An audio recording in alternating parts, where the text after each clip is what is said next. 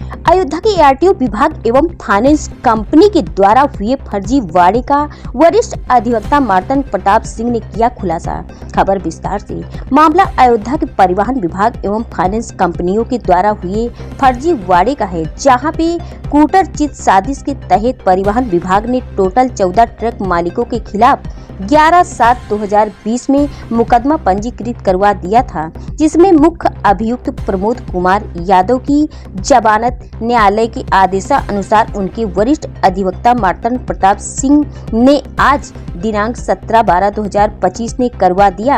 अन्य की अंतरिम जमानत हो गई है, जिसको लेकर अयोध्या के वरिष्ठ अधिवक्ता मार्तन प्रताप सिंह ने पूरे मामले का खुलासा किया है। बाइट वरिष्ठ अधिवक्ता मार्तन प्रताप सिंह की है आरटीओ ऑफिस अयोध्या से जुड़ा हुआ। इसमें नटशल में मामला ये है, एफआईआर एक पंजीकृत हुई थी संबंधित थाना कोतवाली नगर में इस आशय की पूर्व में कि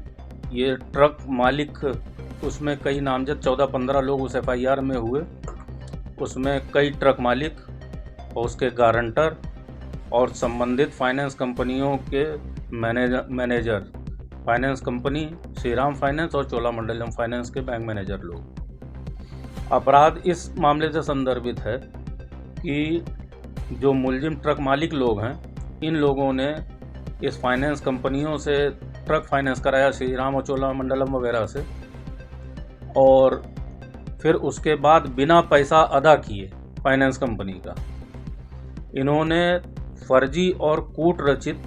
नोड्यूस प्रमाण पत्र उन फाइनेंस कंपनियों का आरटीओ ऑफिस अयोध्या में लगाया और उस आरसी पे चढ़ा हुआ, उस नंबर पे चढ़ा हुआ फर्जी तरीके से फ्रॉड करके वो फाइनेंस कटवा दिया, जिसको हाइपोथिकेशन कहते हैं आरटीओ की भाषा में। वो हाइपो कट गया और फिर जब वो ट्रकें फ्री हो गई फर्जी तरीके से, तो इन लोगों ने उन ट्रकों को सेल आउट करके करोड़ों रुपए की अवैध कमाई। इसमें वो सारे ट्रक मालिक शामिल थे इस साजिश में, उसके ये फाइनेंस कंपनी के मैनेजर लोग शामिल थे और गारंटर शामिल थे, और जिन लोगों ने खरीदा वो लोग शामिल थे। इस आशय के 14-15 लोगों की नामजद एफआईआर कोतवाली नगर में पूर्व में पंजीकृत हुई, जिसकी जांच इस समय, चूँकि मामला काफ़ी लार्ज स्केल फ्रॉड का है, तो इसकी जांच क्राइम ब्रांच अयोध्या द्वारा की जा रही है। ये मामला कब का है? ये मामला 11/7/2020 को ये एफआईआर पंजीकृत हुई है कोतवाली नगर में, और ये फ्रॉड तो सालों साल पहले से चल रहा था। जब मामला प्रकाश में आया तो ये जुलाई 2020 में आया। तब से निरंतर इसमें जांच चल रही है और अभी भी जांच पूरी नहीं हुई है। इसके मुख्य अभियुक्त जो कि ट्रक मालिक हैं, प्रमोद कुमार यादव, थाना कोतवाली नगर के नाका क्षेत्र के निवासी हैं। इनकी यहाँ से, जो कि नामजद अभियुक्त भी हैं,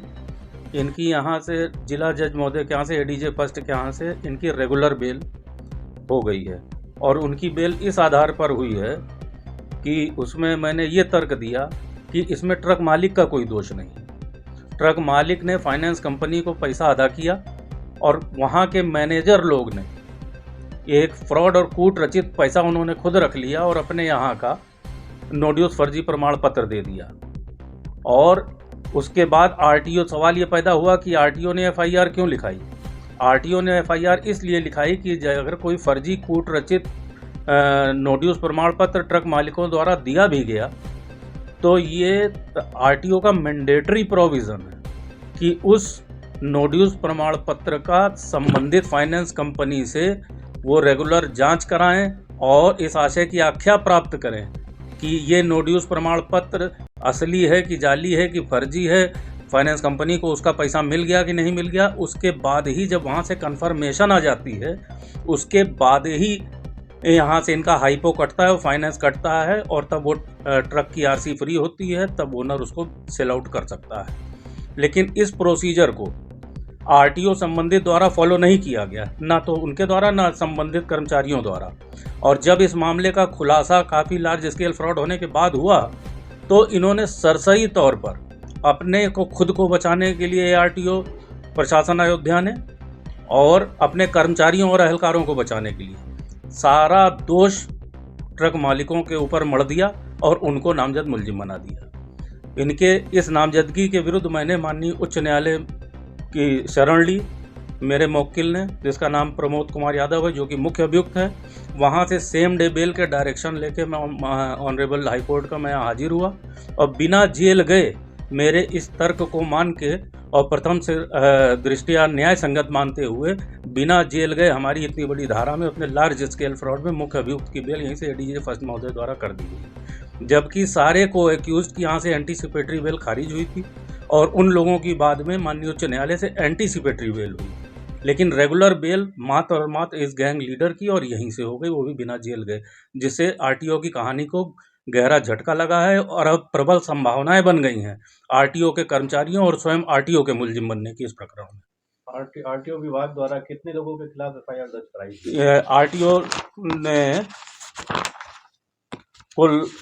14 लोगों के खिलाफ नामजद एफआईआर दर्ज कराई थी, जिसमें सारे ट्रक मालिक थे संबंधित ट्रकों के जिनको इस तरह से सेल आउट किया गया था, उसके गारंटर थे और चोला मंडलम फाइनेंस कंपनी और श्रीराम फाइनेंस कंपनी के संबंधित बैंक मैनेजर तत्समय के इन लोगों के खिलाफ नामजद एफआईआर।